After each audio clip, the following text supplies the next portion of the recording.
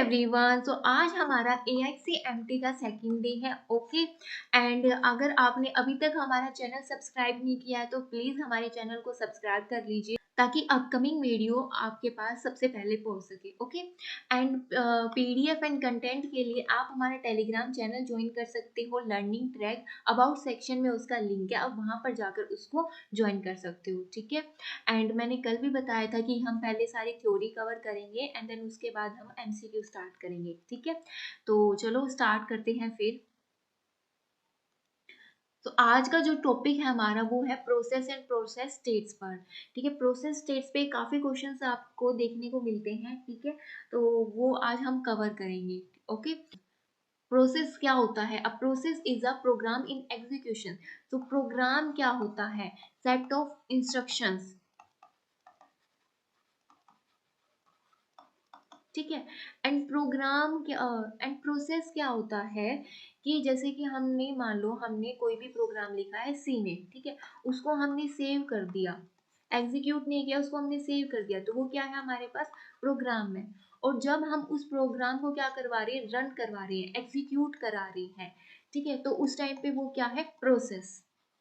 ठीक है, जब भी कोई भी प्रोग्राम रन करने के लिए मेन मेमोरी में जाता है तो वो क्या होता है? उसको हम बोलते हैं प्रोसेस। ठीक है, वो जब पैसिव मोड में है तो उसको हम क्या बोलते हैं? प्रोग्राम। और उसके एक्टिव मोड को हम क्या बोलते हैं? प्रोसेस। क्लियर?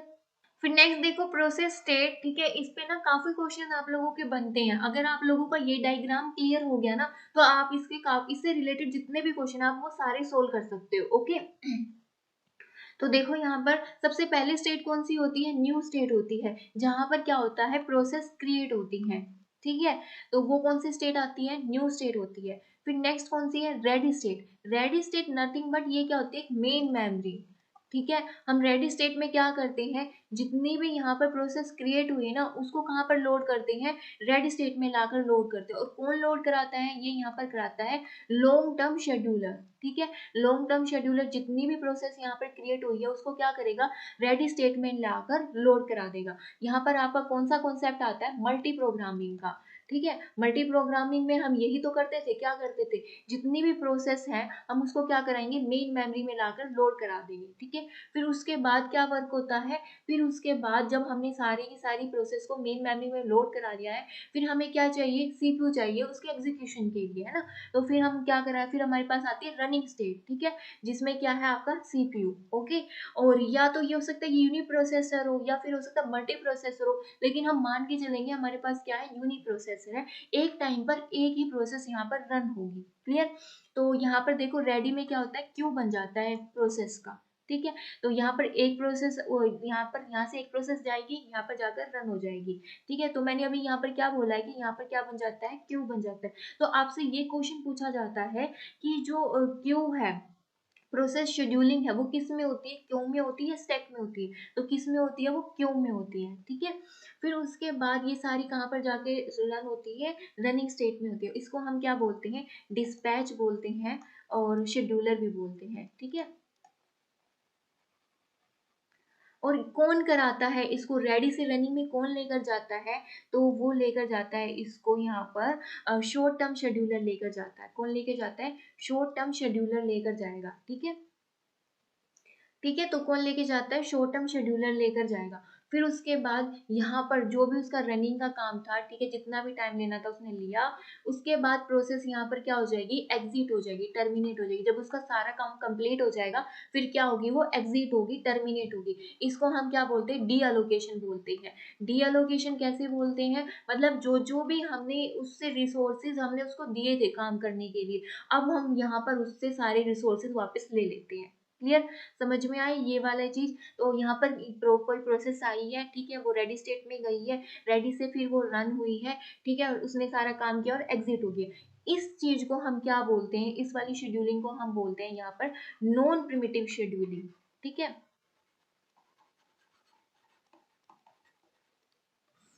ठीक, जितना मतलब उसको जितना टाइम चाहिए था उसने उतना उतना टाइम लिया है। ठीक है, एग्जीक्यूट हुई है और एग्जिट हो गई है। तो एक तो यही आता है नॉन प्रिमिटिव में। सेकंड आएगा वो अभी नेक्स्ट में बताऊंगी। फिर देखो क्या चीज हो सकती है। फिर एक यह हो सकता है कि देखो रेडी स्टेट में यहाँ पर प्रोसेस पड़ी हुई है रनिंग में, यहाँ पर प्रोसेस कोई रन हो रही है मान लेते हैं। ओके, फिर यहाँ पर कोई हाई प्रायोरिटी की प्रोसेस आ जाती है। मान लो कि यहाँ पर क्या है, आम आदमी है, ठीक है, और यहाँ पर क्या है, एक एकदम वीआईपी आ गया। तो अब जब वीआईपी आ गया तो आम आदमी के सामने वीआईपी के सामने आम आदमी टिक सकता है? नहीं टिक सकता। तो आम आदमी को सबसे पहले निकालेंगे कि भाई तुम जाओ, तुम वापस जाओ रेडी में, और यहाँ पर कौन रन होएगा, वीआईपी रन होगा। यही होता है। तो इसी तरीके से इसमें भी वर्क होती है। अगर यहाँ पे कोई भी हाई प्रायोरिटी की प्रोसेस आ जाती है तो हम सबसे पहले उसको रन करते हैं, और जो यहाँ पर प्रोसेस रन हो रही होती है वो वहां पर चली जाती है रेडी स्टेट में, और इसको हम क्या बोलते हैं, इंटरप्ट। ठीक है,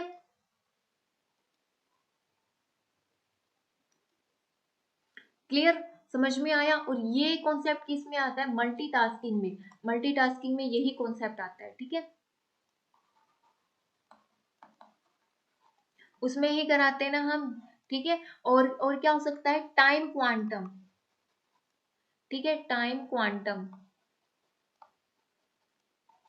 ठीक है, मान लो कि रेडी स्टेट में सारी प्रोसेस है, उनको क्या है, उन टू टू का टाइम दिया हुआ है, तो वो 2 मिनट तक आएंगी, रन होंगी, फिर से वापस चली जाएंगी, फिर आएंगी, फिर से रन होंगी, फिर से वापस चली जाएंगी। ठीक है, इसी तरीके से सारी प्रोसेस रन होंगी और वापस से काम पर लगती जाएंगी, रेडी क्यू में लगती जाएंगी। किसमें आता है ये आपका, राउंड रोबिन शेड्यूलिंग में करते हैं हम इसको। ठीक है, और इसको हम क्या बोलते हैं, कौन सी शेड्यूलिंग में आता है, ये आपका आता है प्रिमिटिव शेड्यूलिंग में। क्लियर।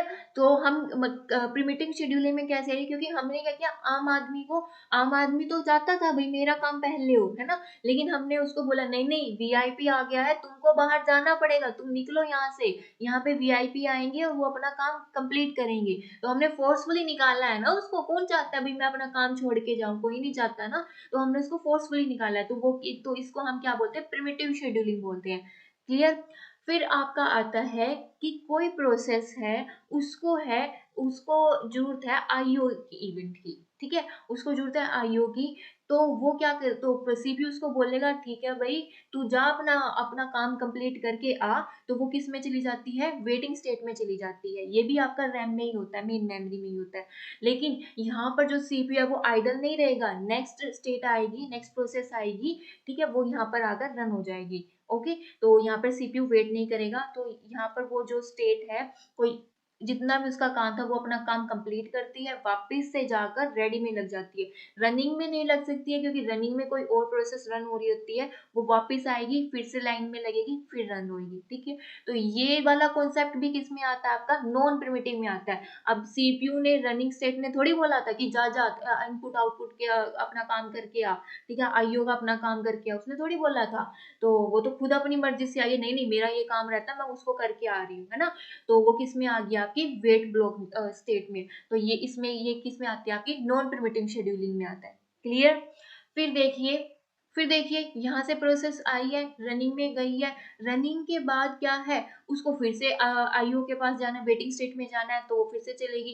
फिर नेक्स्ट प्रोसेस आई है, फिर उसको फिर से भी वो वेटिंग स्टेट में चलेगी। नेक्स्ट प्रोसेस आ रही है, फिर से वो वेटिंग स्टेट में चलेगी। तो इससे क्या हो रहा है कि हमारा जो वेटिंग जो स्टेट है ना वो पूरा भर चुका है, भीड़ भाड़ इलाका हो चुका है वो पूरा। ठीक है, तो हम उस कंडीशन पे उस स्टेट में क्या करेंगे, हम नेक्स्ट स्टेट होती है सस्पेंड स्टेट। ठीक है, सस्पेंड स्टेट। तो ये क्या करती है, वेटिंग से हम उसको किस में भेज देते हैं, सस्पेंड स्टेट में। यहाँ पे थोड़ा सा इस तरीके से, ठीक है, तो वो किस में चले जाते हैं, सस्पेंड स्टेट में। ये आपका होता है सेकेंडरी मेमोरी में होता है। क्लियर। तो वो यहाँ पर ये वेटिंग स्टेट बोलेगा कि अरे बहुत भीड़ हो गई है, तू एक काम कर, तुझे अपना टाइम लेना ही तो है, तो तू सस्पेंड स्टेट में जा, अपना काम खत्म करके आ, फिर से आके काम कर। ठीक है, तो फिर जब इसका काम खत्म हो जाएगा वापस से ये इसमें आ जाएगी। ठीक है, इसी तरीके से यहाँ पर होता है रेडी स्टेट में भी। ठीक है, बहुत सारी प्रोसेस यहाँ पे रेडी स्टेट में आ गई हैं, तो ये भी क्या करेगी, जितनी भी स्टेट्स हैं उसको सस्पेंड स्टेट में भेज देंगी। ठीक है, जब यहाँ पर काम इनका खत्म हो जाएगा वापिस से ये सारी क्या हो जाएंगी, रिज्यूम हो जाएंगी। ठीक है, ओके। तो यहाँ से भी वापस से जब इनका काम खत्म हो जाएगा फिर से ये रेडी में लग जाएंगी, फिर से रनिंग में जाएंगी, फिर ये एग्जिट हो जाएंगी यहाँ पर। ठीक है, और जो वेटिंग से सस्पेंड स्टेट में कौन लेके जाता है, वो लेके जाता है मिड टर्म शेड्यूलर। ठीक है, ये चीज याद करनी की है क्योंकि ये डायरेक्ट क्वेश्चन आते हैं कि न्यू से रेडी में कौन लेके गया, वेटिंग से सस्पेंड में कौन लेके गया, ठीक है। तो इसमें जो आपका कॉन्सेप्ट आता है वो आता है स्वैप आउट वाला कॉन्सेप्ट आता है, ठीक है।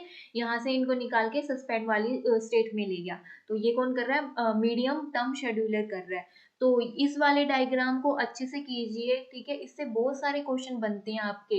लाइक आपसे ये पूछ लेंगे कितनी स्टेट्स हैं आपकी, मेन तो आपकी यहाँ पर 5 स्टेट्स बनती हैं। फिर आपसे नॉन प्रिमिटिव प्रिमिटिव के बारे में पूछ सकते हैं। नेक्स्ट स्टेट की न्यू से रनिंग में कैसे जा रहे हैं, ठीक है, रनिंग से टर्मिनेट में कैसे जा रहे हैं, ये सारा का सारा आप लोगों से कुछ भी पूछ सकते हैं। तो ये वाला जो डायग्राम है वो आपको बिल्कुल टिप्स पर होना चाहिए, क्लियर। प्रोसेस स्टेट, सो इसमें क्या है, न्यू में क्या है, the process is being created, जहाँ पे प्रोसेस क्रिएट होती है। रेडी में क्या है, the process is waiting to be assign to a processor, जहाँ पे प्रोसेस क्या करती है, प्रोसेसर के लिए वेट करती हैं।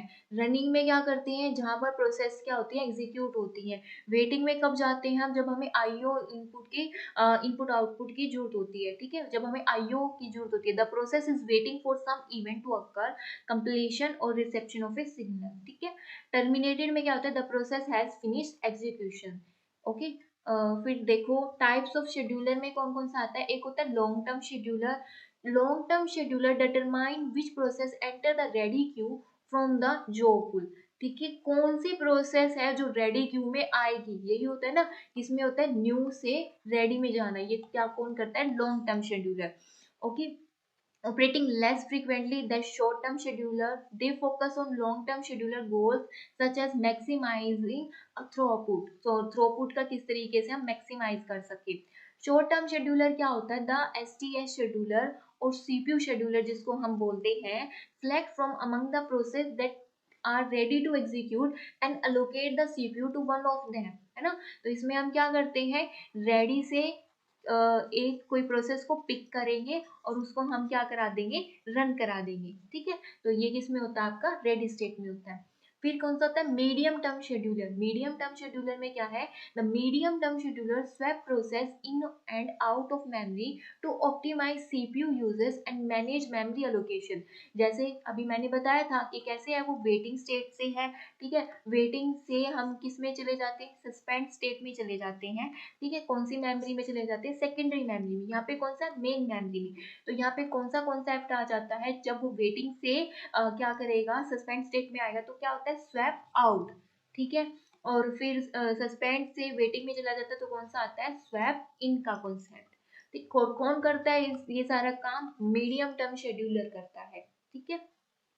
By doing so, it adjusts the degree of multi-programming and free up memory as needed.